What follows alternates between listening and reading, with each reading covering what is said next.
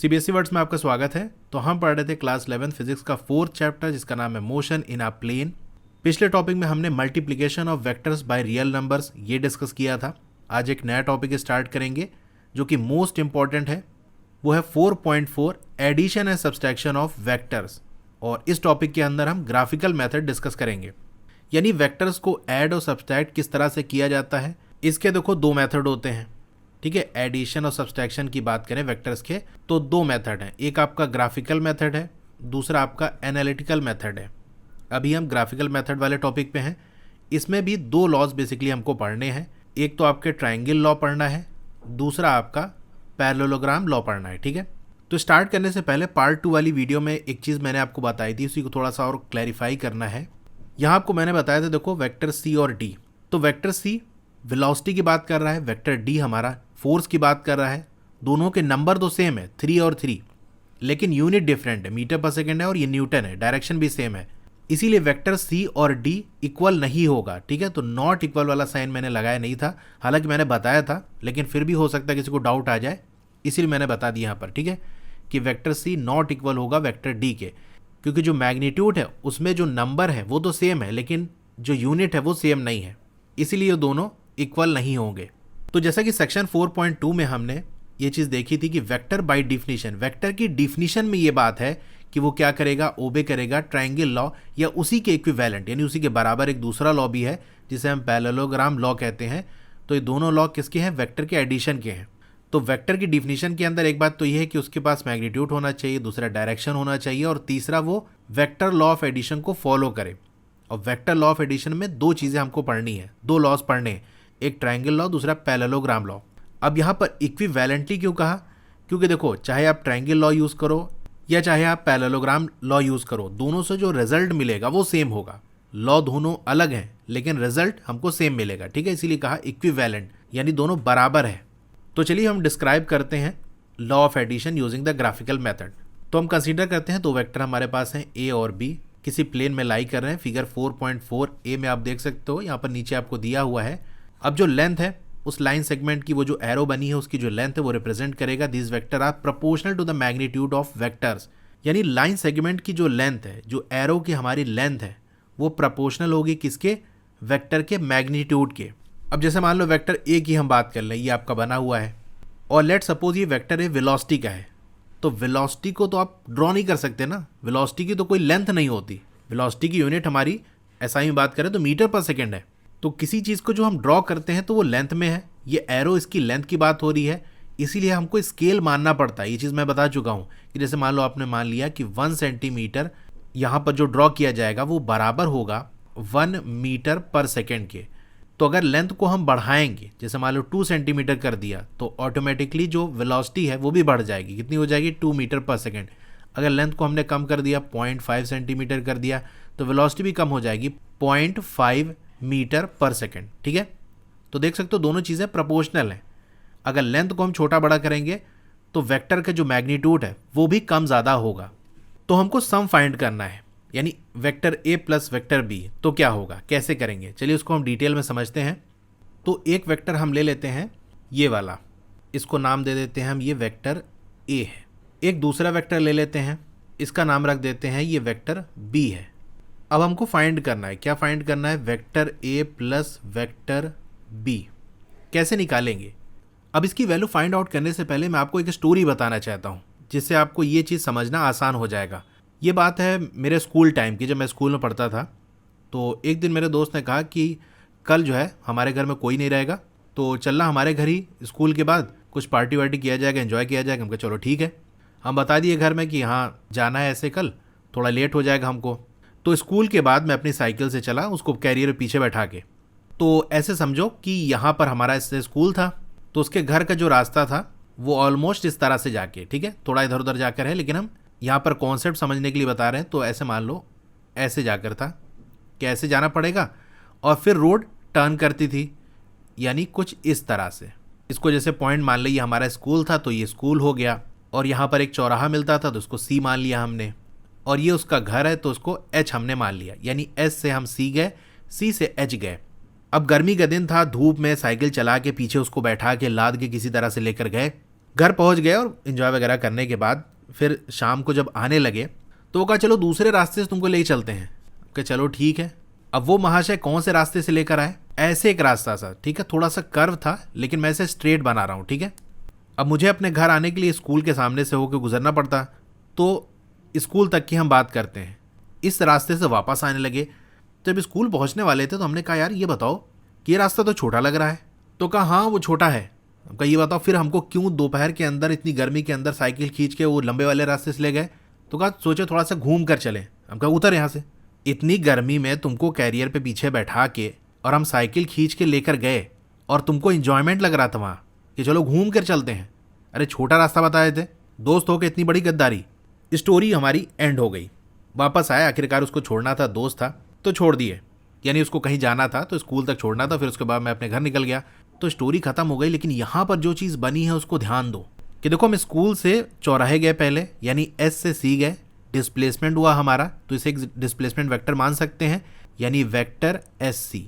उसके बाद सी से एच गए, चौराहे से उसके घर गए, तो ये भी डिस्प्लेसमेंट हुआ, इसे भी एक वेक्टर मान सकते हैं, यानी वेक्टर सी एच। तो स्कूल से उसके घर जाने का एक रास्ता तो ये था कि एस से सी जाते फिर सी से एच जाते, और एक रास्ता ये था कि डायरेक्ट ये वाली रोड पकड़ते जिससे हम वापस आए थे, वही वाली रोड पकड़ते तो स्कूल से उसके घर सीधे पहुंच जाते। तो स्कूल से एच का जो डिस्प्लेसमेंट है उसको भी एक वेक्टर मान ले, तो हमारा ये क्या बन जाएगा, वेक्टर एस एच। तो जो काम वेक्टर एस सी और सी एच मिल के करते वो काम अकेले वेक्टर एस एच से हो जाता कि पहले हम एस से सी गए, सी से एच गए, इससे अच्छा हम डायरेक्ट एस से एच पहुंच जाते। तो एस सी और सी एच को जो हम कंबाइन करेंगे, उस कॉम्बिनेशन से जो चीज़ हमको मिलेगी, जो रिजल्ट मिलेगा, वो डायरेक्टली हमको एस एच दे रहा है कि स्कूल से हमको घर पहुंचा देगा। तो हम कह सकते हैं जो एस एच है वो क्या है, रिजल्टेंट है। यानी एस सी और सी एच वैक्टर को जब हम कंबाइन कर रहे हैं तो हम स्कूल से घर पहुंच जा रहे हैं, और यही इफेक्ट हमको डायरेक्ट एस एच वैक्टर दे रहा है कि एस एच वैक्टर के हिसाब से हम चलें तो डायरेक्ट स्कूल से घर पहुंच जाएंगे। तो यहाँ पर आपने ये चीज़ समझ ली कि रिजल्टेंट क्या होता है। दो या दो से ज़्यादा वेक्टर के कंबाइन करने से जो इफेक्ट हमको मिलेगा, जो रिजल्ट हमको मिलेगा, अगर कोई एक वेक्टर वही रिजल्ट हमको दे दे तो उसको हम रिजल्टेंट कहेंगे। यानी उन सारे वेक्टर के कॉम्बिनेशन का जो रिजल्ट मिलेगा वही है हमारा रिजल्टेंट वेक्टर। तो स्टोरी में हमने देखो वेक्टर ड्रॉ कर लिया और वेक्टर का एडिशन भी कर लिया, रिजल्टेंट भी निकाल लिया। अब यहाँ पर देखो स्कूल से हम चौराहा गए तो स्कूल पे देखो इसकी टेल है और सी पे इसका हेड है, जो वेक्टर हमारा एस सी है। जब चौराहे पहुंच जाएंगे तो फिर दूसरा वेक्टर स्टार्ट होगा, कौन वाला, वेक्टर सी एच। तो सी से स्टार्ट हो रहा है तो वेक्टर सी एच की जो टेल है वो कहाँ पर है, सी पॉइंट पे है, और इसका हेड किस पॉइंट पे है, एच पे है। तो यहाँ पर इस पॉइंट पे, सी वाले पॉइंट पे हमने क्या किया, पहला वाला जो वेक्टर था यानी वेक्टर एस सी, इसका जो हेड था वो दूसरा वाला जो वेक्टर सी एच था उसकी टेल, इनको आपस में हमने मिला दिया। यानी जहाँ पर वेक्टर एस सी एंड हो रहा था उसका जहाँ हेड था वहीं पर वेक्टर सी एच का हमने टेल रख दी। तो रिजल्टेंट वेक्टर हमको कैसे मिला कि जहाँ से हमने स्टार्ट किया था, कहाँ से स्टार्ट किया था, स्कूल से स्टार्ट किया था, रिजल्टेंट वेक्टर की टेल देखो वहीं पर है, और हेड कहाँ पर है, जहाँ पर हम फाइनली पहुँचे, कहाँ पहुँचे, एच पे पहुँचे। तो देखो रेड कलर से जो हमारे वेक्टर है वही रिजल्टेंट वेक्टर है। तो रिजल्टेंट वेक्टर का हेड कहाँ पर है, जो फाइनल पोजीशन है यानी एच। तो ये कॉन्सेप्ट आप समझ गए होंगे। अब चलिए यहाँ पर जो हमारे वेक्टर ए और बी है उसको सॉल्व करके देखते हैं। तो हमको वेक्टर ए में वेक्टर बी को ऐड करना है, तो हम क्या करेंगे, जो पहले आ रहा है, पहले हमारा वेक्टर ए आ रहा है तो पहले इसको हम ड्रॉ कर लेंगे, ठीक है।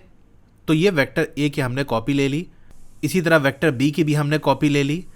अभी हम मान के चल रहे हैं कि ये दोनों जो वेक्टर ए और बी हैं ये फ्री वेक्टर्स हैं, यानी इनको प्लेन के अंदर हम कहीं पर भी मूव करा सकते हैं। तो बी को उठाकर हम क्या करेंगे, जैसे मैंने बताया था जहाँ पर ए एंड होगा वहीं पर हम बी की टेल को रखेंगे, जैसे वो स्टोरी मैंने बताया था। क्योंकि वेक्टर ए जहाँ पर एंड होगा, स्कूल से चौराहे पहुँच गए तो ये वेक्टर ए कंप्लीट हो गया। फिर चौराहे से जो घर है वहाँ दूसरा वेक्टर आया, तो वेक्टर को एक्सप्लेन किया तो मैंने बताया था कि जैसे जो भी वेक्टर है उसकी ये टेल होगी और ये हेड होगा। हेड क्या होगा, एंड पॉइंट है, यानी वेक्टर ए जहाँ एंड होगा वहीं से फिर बी स्टार्ट हो जाएगा। तो टेल हमारा स्टार्टिंग पॉइंट होता है, हेड हमारा एंडिंग पॉइंट होता है। जहाँ पर ए एंड करेगा, ब्लू कलर वाला जो वेक्टर है हमारा वेक्टर बी, वहीं से स्टार्ट होगा, यानी वहीं उसकी टेल होगी। तो ट्रायंगल लॉ में ये आपको ध्यान रखना है कि पहले वाले वेक्टर का जो हेड होगा, दूसरा वाला वेक्टर का टेल उसी हेड पर आएगा। तो हमको a प्लस बी निकालना है, यानी जो काम a और b मिल के कर रहे हैं, एक ऐसा वेक्टर लो जो दोनों का काम अकेले कर दे, यानी वही इफेक्ट दे जो a और b कंबाइन करके दे रहे हैं। तो रिजल्टेंट वेक्टर के लिए हम क्या करेंगे, जो हमारा पहले वाला वेक्टर है उसकी स्टार्टिंग और दूसरा वाला वेक्टर जहां एंड हो रहा है, यानी पहले वाले वेक्टर का जो टेल होगी और जो फाइनल वेक्टर, जैसे यहां पर 2 ही है, तो जो दूसरा वाला वेक्टर है यानी वेक्टर बी, उसका हेड, इसको आपस में जोड़ दो, इसको आपस में स्ट्रेट लाइन से कनेक्ट कर दो। तो चलिए कनेक्ट कर देते हैं, ये हमने कर दिया। ठीक है, तो ये वेक्टर कौन सा होगा, वेक्टर आर, यानी रिजल्टेंट वेक्टर। अब आपकी बुक में जो फिगर 4.4 है उसका ए वाले पार्ट देखो, उसको हम कर लेते हैं। तो यहाँ पर अगर हमको vector A plus vector B करना है तो कैसे करेंगे, ये हमारा वेक्टर ए है, तो जो पहले लिखा हुआ है यानी वेक्टर ए लिखा हुआ है ना, उसके हेड पे, उसी के सर पे दूसरे वाले वेक्टर की टेल रख देंगे, यानी जहाँ वेक्टर ए एंड होगा वहीं से वेक्टर बी स्टार्ट होगा, उन्हीं को हमको कंबाइन करना है। तो हम क्या करेंगे, वेक्टर बी को उठाएंगे, इसकी टेल को वेक्टर ए के हेड पे रख देंगे। ठीक है, ये हो गया।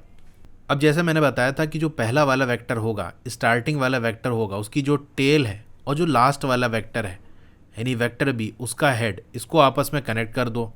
ये हमने उठाकर इसे कनेक्ट कर दिया। ठीक है, तो ये वेक्टर कौन सा कहलाएगा, वेक्टर आर, यानी रिजल्टेंट वेक्टर। तो बेसिकली आर क्या है, vector A plus vector B, ये है। तो vector A plus vector B हमने निकाल लिया। अगर हम vector B plus vector A करें तो क्या होगा, चलिए उसे भी देख लेते हैं। तो हमें फाइंड करना है vector B plus vector A. पहले हम a प्लस बी कर रहे थे, b प्लस ए करके देखते हैं। तो जैसा कि मैंने बताया था, जो वेक्टर पहले है उसी के हेड पे दूसरे वाले वेक्टर की टेल को रखेंगे, यानी b तो हमारा एज इट इज रहेगा, b का जो हेड है उसी पे दूसरा वाला जो वेक्टर है a वाला वेक्टर, उसकी टेल लाके रख देंगे, यानी b का हेड, हेड का मतलब जहां पर b एंड हो रहा है वहीं से a स्टार्ट होगा। ये हमारा बन गया। अब रिजल्टेंट वेक्टर कैसे निकालेंगे, b प्लस ए है तो b की जो टेल है, पहले वाले की जो टेल है, उसको लास्ट वाला जो वेक्टर है यानी दूसरा वाला जो वेक्टर है वेक्टर ए, उसके हेड से मिला देंगे।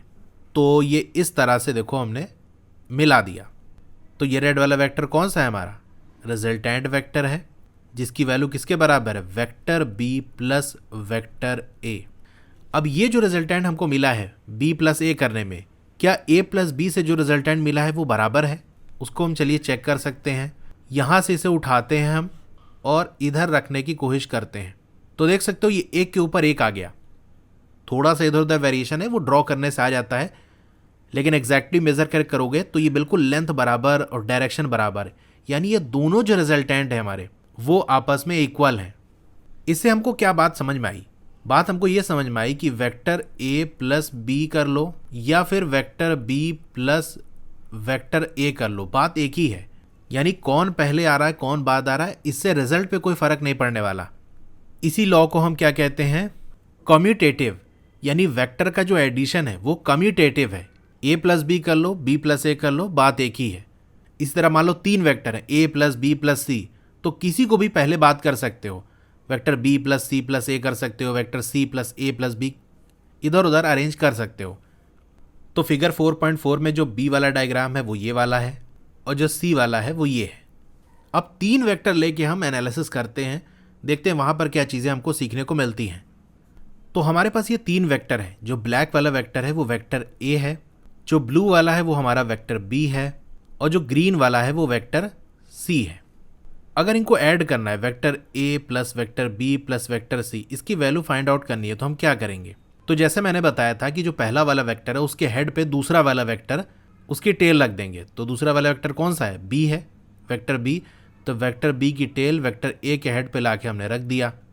तीसरा वाला वेक्टर वेक्टर सी है, तो वेक्टर बी जहां एंड होगा वहीं से वेक्टर सी स्टार्ट होगा, तो बी का एंड मतलब बी की जो हेड है, ब्लू वाला जो वेक्टर है वेक्टर बी, उसके हेड पे जो सी वाला वेक्टर है उसकी टेल लाके हमने ऐसे रख दिया।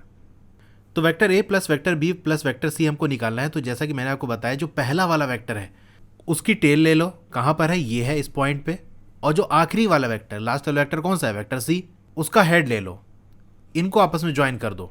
ये हमने ए की टेल से सी के हेड को मिला दिया, तो ये कौन सा वेक्टर कहलाएगा? रिजल्टेंट वेक्टर, जो कि कैसे बना है? Vector A plus vector B plus vector C. अब आपकी बुक में इस तरह से नहीं किया गया है कि डायरेक्टली इस तरह से ज्वाइन कर दिया गया हो। क्यों? क्योंकि वहाँ पर आपको ट्रायंगल लॉ पढ़ाया गया रहा है। ये जो मैंने बताया है, ये 3 वेक्टर का डायरेक्ट एडिशन है। 3 या 3 से ज़्यादा वेक्टरों का डायरेक्ट एडिशन करते हैं तो वो हमारा पॉलीगॉन लॉ कहलाता है। लेकिन आपको तो सिर्फ बुक में ट्रायंगल लॉ पढ़ाया जा रहा है, पॉलीगॉन वाला तो पढ़ाया नहीं जा रहा है। तो थोड़ा सा उसमें चेंज करके उसे भी ट्रायंगल लॉ बना दिया गया है। चेंज क्या किया गया है? ऐसे समझो, कान या तो सीधा पकड़ो या सर से पीछे घुमा के पकड़ो, तो पकड़ तो आप कान ही रहे हो। तो बुक में कैसे किया गया है, थोड़ा सा उसको हम समझ लेते हैं। तो बुक में इस तरह से किया गया है कि 2 वेक्टर को पहले ऐड कर लो, ऐड करके उसको एक वेक्टर मान लो, फिर उसको तीसरे वाले से ऐड कर दो। कहने का मतलब ये है कि ऐसा कर लो कि vector A plus vector B, इसको एक ब्रैकेट में कर लो, यानी इसको सॉल्व करके इसकी वैल्यू निकाल लो, इसका वेक्टर बना लो। फिर जो कुछ भी आए उसको आप सी से ऐड कर दो। तो ट्रायंगल वाला लॉ तब वर्क करता है जब हमारे पास 2 ही वेक्टर हो, क्योंकि दोनों को हम ऐड करेंगे, कंबाइन करेंगे तो एक तीसरा रिजल्टेंट आ जाएगा, तो 3 मिलके एक ट्रायंगल बना देंगे। लेकिन अगर हमारे पास 3 या 3 से ज़्यादा वेक्टर्स हैं तो रिजल्टेंट को जब मिलाएंगे तो 4 या उससे ज़्यादा वेक्टर्स बन जाएंगे और उस केस में ट्रायंगल नहीं बन पाएगा। तो अभी सारा फोकस आप रखो कि हम a प्लस बी वेक्टर कर रहे हैं। तो a प्लस बी हम करेंगे तो क्या होगा? c को भूल जाओ, ग्रीन वाला वेक्टर तो भूल जाओ कि है ही नहीं। तो हम क्या करेंगे? a प्लस बी करना है ना, तो a की जो टेल है उससे b के हेड को मिला दो। तो ये जो वेक्टर हमको मिला है इसको हम क्या कह सकते हैं कि vector a plus vector b, ये है हमारा पिंक वाला वेक्टर। अब a प्लस बी एक वेक्टर हमारा बन गया। अब इसमें c को ऐड कर देंगे, तो वेक्टर a प्लस बी, इसको एक यूनिट आपको मानना है, इसको अलग अलग नहीं मानना, क्योंकि पिंक वाला जो वेक्टर है वो हमारा वेक्टर a प्लस बी, ये इसका कंबाइंड वाला वेक्टर है। तो वेक्टर a प्लस बी की जो टेल है उसको वेक्टर c के हेड से मिला देंगे, तो इन दोनों के एडिशन का जो रिजल्टेंट है वो हमको मिल जाएगा। यानी यहाँ से इसकी टेल उठाई और ये हमने मिला दिया। तो ये जो हमारा वेक्टर है कौन सा होगा? Vector r। और वेक्टर r क्या है कि हमने पहले ये किया कि वेक्टर a और वेक्टर b इनको ऐड कर लिया, फिर जो वेक्टर हमारा बना उसमें हम वेक्टर c को ऐड कर दिए। तो इस तरह से हम रिजल्टेंट निकाल सकते हैं, तीनों वेक्टर का सम निकाल सकते हैं। एक और तरीका है जिससे हम निकाल सकते हैं, वो कौन सा तरीका है? तो ये तरीका क्या है? इसमें हम क्या करेंगे? वेक्टर a को हमने अलग कर लिया और ऐड कर लिया हमने वेक्टर b और वेक्टर c को। यानी हम क्या करेंगे? वेक्टर b और c को ऐड कर लेंगे, वो जो वेक्टर मिलेगा वो वेक्टर a के साथ ऐड हो जाएगा। तो अब a को भूल जाओ, सारा फोकस रखो कि vector b plus vector c हमको करना है। तो कैसे होगा? b प्लस c करना है, b की टेल पकड़ा, c के हेड पकड़ा और मिला दिया। तो ये कौन सा वेक्टर बनेगा हमारा? Vector b plus vector c, ये बन गया। अब a में वेक्टर b प्लस c को ऐड करना है। वेक्टर b प्लस c एक अब वेक्टर बन चुका है, एक कंबाइंड वेक्टर बन चुका है, ये अलग अलग नहीं रह गया, पिंक वाला वेक्टर से शो हो रहा है। तो हमको वेक्टर a में वेक्टर b प्लस c को ऐड करना है। तो जो पहले लिखा है उसकी टेल पकड़ लो, वेक्टर c की टेल पकड़ लिया, और वेक्टर b प्लस c जो पिंक वाला वेक्टर है उसका हेड पकड़ लिया और ये हमने मिला दिया। अब ये रेड वाला हमारा कौन सा है? वेक्टर r है। और वेक्टर r को हम क्या कह सकते हैं कि वेक्टर a हमने ले लिया, उसमें जो vector b plus vector c का सम था उसको ऐड कर दिया, तो ये हमको रेड वाला वेक्टर मिल गया। अब दोनों को आप ध्यान से देखो, ये ऊपर वाला जो हमने निकाला था और नीचे वाला वो सेम है, जो पहला वाला और जो दूसरा वाला, ये तीनों जो डायग्राम हमारा है इन सब से रिजल्टेंट की वैल्यू हमको सेम मिल रही है। अब आपकी बुक में ये जो दोनों डायग्राम है, दूसरा और तीसरा वाला जो मैंने बनाया उसको एक ही में बना दिया। यानी वेक्टर a प्लस बी को अगर हम निकालें तो a का स्टार्टिंग b का एंड यहाँ जोड़ देंगे, तो ये पर्पल वाला हमारा कौन सा आ जाएगा? Vector a plus vector b। ठीक है, तो अपनी बुक में देख सकते हो यही डायग्राम आपको दिया हुआ है। तो यहाँ से भी हमको एक बात समझ में आई, वो ये कि चाहे वेक्टर a प्लस बी, इसको एक ब्रैकेट में कर लो, ये जो वेक्टर हमको मिले उसमें हम वेक्टर c को ऐड कर दें, ऐसा कर लो। या फिर आप ऐसा कर लो कि वेक्टर a को लिख लो और फिर वेक्टर b प्लस सी, इनको ऐड करने पे जो वेक्टर मिले उसके साथ ऐड कर दो इस वेक्टर a को। तो किन्हीं दो को एक साथ ले लो इससे रिजल्ट पे फर्क नहीं पड़ा, दोनों में रिजल्टेंट की वैल्यू हमको सेम मिल रही है, उसी डायरेक्शन में, उसी मैग्नीट्यूड में। इसी लॉ को हम कहते हैं एसोसिएटिव लॉ। यानी किन्हीं का भी आप ग्रुप बना लो और किसी को भी अलग रख लो, फाइनल रिजल्ट हमको सेम मिलेगा। ए प्लस बी को एक ब्रैकेट में कर लिया, ए प्लस बी को पहले सॉल्व कर लिया, उसके बाद उसमें सी को ऐड किया, या फिर बी प्लस सी को एक साथ ले लिया, उनको पहले ऐड कर लिया, फिर ए से ऐड किया, दोनों से रिजल्ट हमको सेम मिलेगा। तो देखो हमने क्या सीखा कि अगर हमको सम फाइंड आउट करना है, यानी वेक्टर ए प्लस बी हमको निकालना है, तो हम क्या करेंगे, वेक्टर बी की जो टेल है वो वेक्टर ए के हेड पे रख देंगे, जैसा कि आपको फिगर 4.4 बी में दिया हुआ है। ठीक है, वेक्टर ए और वेक्टर बी ये हमारा है। ए प्लस बी निकालना है तो पहले हमने ए ड्रॉ कर लिया, अब ए का जो हेड है वहीं पर बी की टेल लग देंगे, इस तरह से ये बन जाएगा। फिर हम क्या करेंगे, ज्वाइन करेंगे tail of A to the head of B. A की जो टेल है और बी का जो हेड है उसको ज्वाइन कर देंगे, तो ये जो लाइन ओ क्यू होगी वो रिप्रेजेंट करेगी वेक्टर आर। और वेक्टर आर क्या है, सम है वेक्टर ए और बी का, इसी आर को हम रिजल्टेंट कहते हैं। अब ये जो प्रोसीजर है वेक्टर एडिशन का, vectors are arrange head to tail, यानी हेड के ऊपर टेल लगते हैं, पहला वाले वेक्टर के हेड पे दूसरे वाले वेक्टर की टेल लगते हैं। इसीलिए ये जो ग्राफिकल मेथड है इसको हम क्या कहते हैं, हेड टू टेल मेथड, यानी हेड के ऊपर टेल को रखना। अब दो वेक्टर और उसका जो रिजल्टेंट है के मिलाकर कितने हो जाएंगे, 3 हो जाएंगे, तो ये 3 ट्राइंगल के साइड बन जाएंगे। दो वेक्टर को आप लो, उसका सम करो तो रिजल्टेंट मिलेगा, इन तीनों को मिला लोगे तो आप देखोगे एक ट्राइंगल का शेप बनना है। इसीलिए इस मेथड को और क्या कहते हैं हम, triangle method of vector addition. तो अगर आपसे कह दिया जाए हेड टू टेल मेथड या triangle method of vector addition, दोनों बात एक ही है। और दोनों बात एक तभी तक रहेगी जब हमारे पास दो वेक्टर्स हो, दो से ज़्यादा होंगे तो उस केस में हम ट्राइंगल मेथड नहीं कहेंगे बल्कि फिर पॉलीगन मेथड हो जाएगा। इसी तरह से हमने देखा था कि अगर vector B plus vector A करेंगे तो वही हमको सेम रिजल्टेंट मिलेगा। इसीलिए हम कह सकते हैं वेक्टर एडिशन क्या है, कम्यूटेटिव है, यानी ए प्लस बी कर लो या बी प्लस ए कर लो, बात एक ही है। अब जो वेक्टर का एडिशन है वो एक और लॉ को ओबे करता है, वो कौन सा, एसोसिएटिव लॉ, जैसे कि आपको फिगर 4.4 के डी में दिया हुआ है। तो देखो डी वाली फिगर हम बनाकर देखे थे कि ए है, ये बी है, ये सी है, ए प्लस बी प्लस सी निकालना है तो चाहे ए और बी को पहले ऐड कर लो, ये वेक्टर मिल जाएगा, फिर इसमें सी ऐड करोगे तो आपको रिजल्टेंट मिल जाएगा, या फिर ए को ऐसे ही रखो, बी और सी को आप ऐड कर लो, तो बी प्लस सी में जब ए को करोगे तो भी आपको यही रिजल्टेंट मिलेगा। तो जो रिजल्ट मिलेगा हमको ऐड करने पे वेक्टर ए और बी को, पहले ए और बी ऐड कर लो उसके बाद फिर सी को ऐड करो, तो ये रिजल्ट हमारा सेम ही रहेगा जब हम बी और सी को पहले ऐड कर ले और उसके बाद ए में ये जो बी प्लस सी है उसको ऐड कर ले, यानी ए प्लस बी एक ब्रैकेट में, ये जो ए प्लस बी वैक्टर है इसको सी से ऐड कर लो, या ए वाले वेक्टर को बी प्लस सी वैक्टर से ऐड कर लो, बात एक ही है। अब हमारे सामने एक सवाल आता है कि क्या रिजल्ट हमको मिलेगा जब हम ऐसे दो वेक्टर जो आपस में इक्वल है और साथ ही साथ अपोजिट भी हैं, इक्वल है यानी उनका मैग्नीट्यूड इक्वल होगा, अपोजिट है इसका मतलब उनका डायरेक्शन अपोजिट होगा, तो ऐसे दो वेक्टर को ऐड करेंगे तो क्या होगा।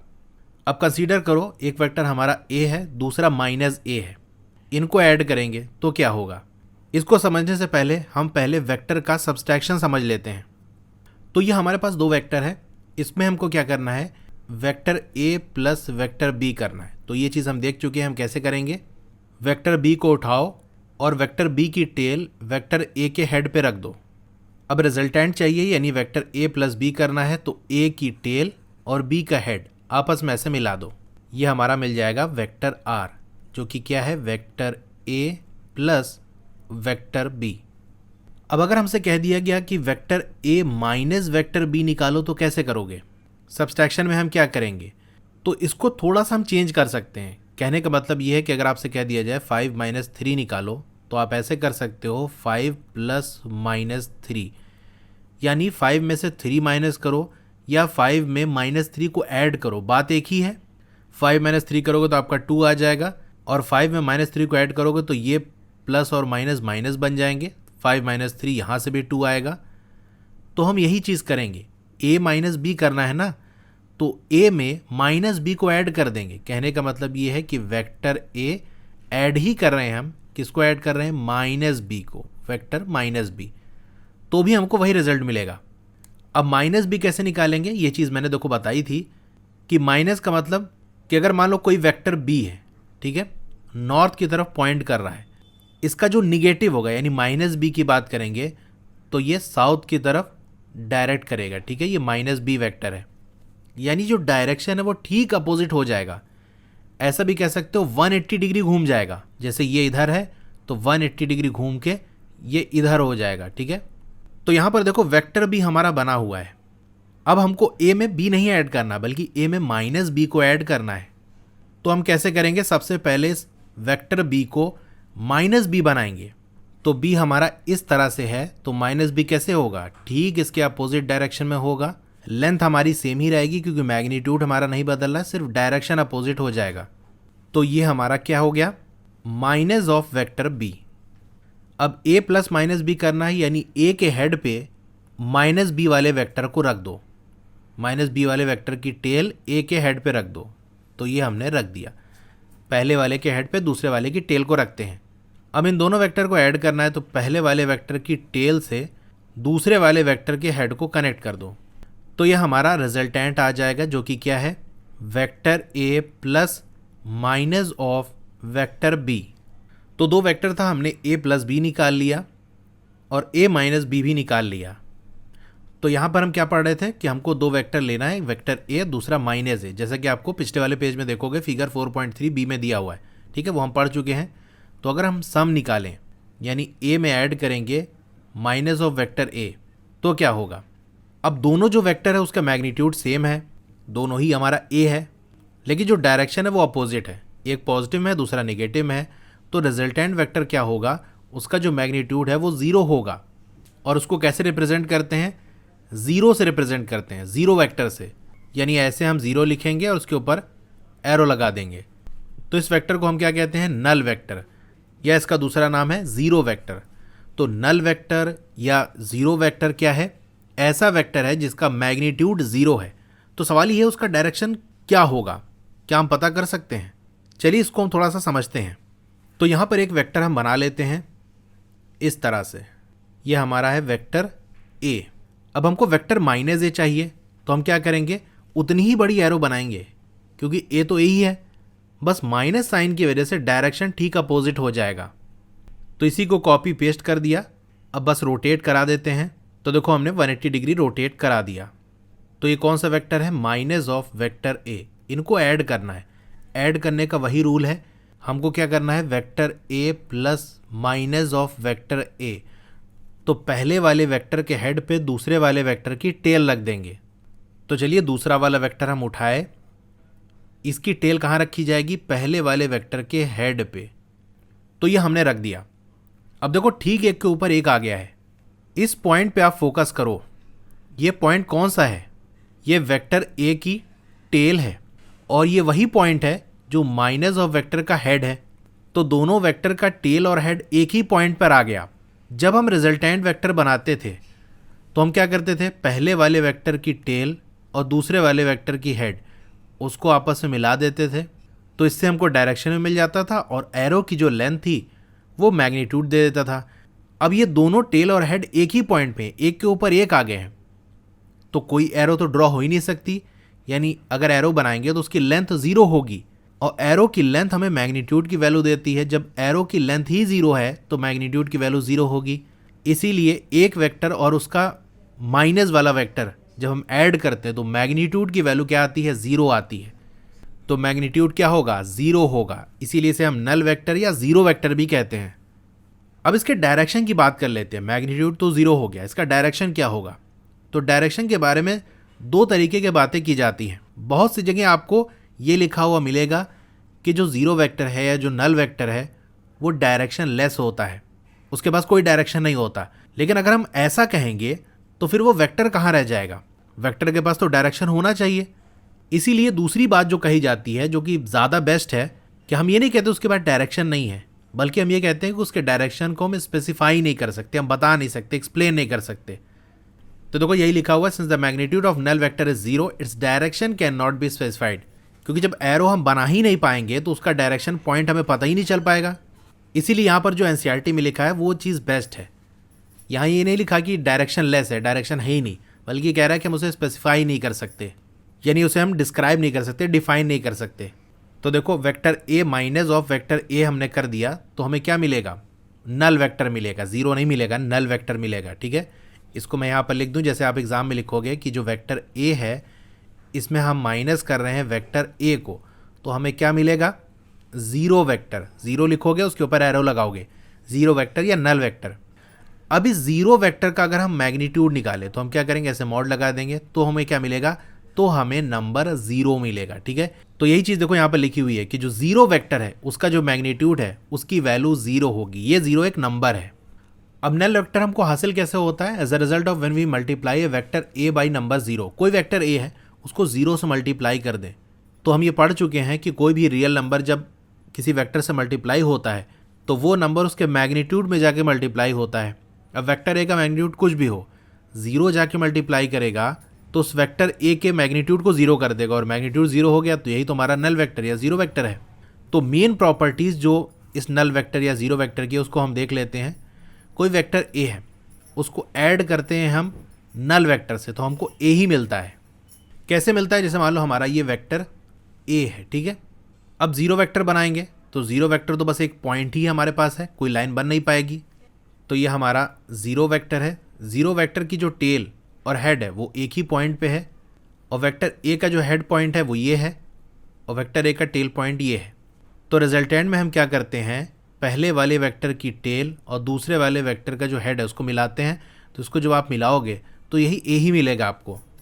इस तरह नल वेक्टर में कोई भी अगर नंबर मल्टीप्लाई कर दें, क्योंकि नल वेक्टर का मैग्नीट्यूड ज़ीरो है, कोई भी नंबर 100, 200, 1000 कोई भी मल्टीप्लाई करोगे मैग्नीट्यूड में जाके मल्टीप्लाई होगा वो ज़ीरो कर देगा। यानी नल वेक्टर में कोई भी हम नंबर, कोई भी रियल नंबर मल्टीप्लाई करें, पॉजिटिव, निगेटिव, ज़ीरो कुछ भी करें, तो हमें नल वेक्टर ही मिलेगा। इसी तरह से कोई वेक्टर है उसको हम ज़ीरो से मल्टीप्लाई कर दें तो हमें नल वेक्टर मिलेगा। तो फिगर 4.5 में आप देख सकते हो ए वाले पार्ट में आपको दो वेक्टर दिया हुआ है, ए बी और माइनस बी भी आपको दिया हुआ है। ठीक है, वेक्टर ए है, बी बना दिया और माइनस बी दिया हुआ है। अब एक सवाल हमारे सामने ये उठता है, what is the physical meaning of a zero vector. इस तरह से आपका क्वेश्चन बन सकता है, what is the physical meaning of zero vector, कि इस जीरो वेक्टर का मतलब क्या है। तो मतलब समझते ही ये सवाल आपके माइंड में भी आ रहा होगा कि यार जीरो वेक्टर को हम पढ़ ही क्यों रहे हैं, ऐसा क्या काम है। तो कंसिडर करो पोजीशन और डिस्प्लेसमेंट वेक्टर की किसी प्लेन के अंदर। ठीक है, जैसे कि हमने फिगर 4.1a में दिया हुआ था। अब मान लो एक ऑब्जेक्ट है, वो पी पोजीशन पे है, टी टाइम पे मूव करता है और पी डैश पे पहुंच जाता है, उसके बाद वापस पी पे चला आता है। कहने का मतलब ये है कि पी से पी डैश गया, फिर पी डैश से वापस पी पे आ गया, यानी जहाँ से चला था वहीं वापस आ गया। तो उस केस में डिस्प्लेसमेंट क्या होगा, आप जानते हो कि इनिशियल और फाइनल पॉइंट अगर सेम हो जाता है तो डिस्प्लेसमेंट हमारा जीरो हो जाएगा। तो जो इनिशियल और फाइनल पोजीशन है वो कंसाइड कर रहे हैं, एक ही पॉइंट पर आ रहे हैं, इसलिए जो डिस्प्लेसमेंट है इसको क्या कहोगे आप, जीरो कहोगे, क्योंकि डिस्प्लेसमेंट हमारा वेक्टर है। तो आप सिर्फ जीरो नहीं कह सकते, आपको कहना पड़ेगा जीरो वेक्टर। तो जीरो वेक्टर को आप डिफाइन करोगे तभी ना यूज़ कर पाओगे।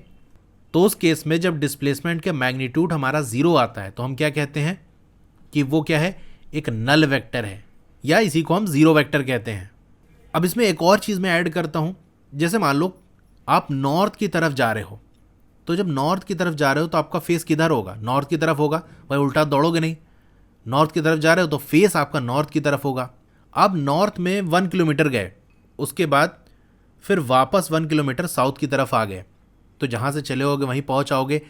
लेकिन जब जा रहे थे स्टार्टिंग के टाइम इनिशियल पोजीशन में आपका फेस नॉर्थ की तरफ है, जब आप वापस आए उसी पोजीशन पे, तो इस बार क्योंकि ऊपर से नीचे आ रहे हो, नॉर्थ से साउथ की तरफ आ रहे हो, तो जब फाइनल पोजीशन में पहुँचोगे तो जहाँ से स्टार्ट किया था वहीं पहुँचे हो, लेकिन अब फेस किधर होगा, साउथ की तरफ होगा।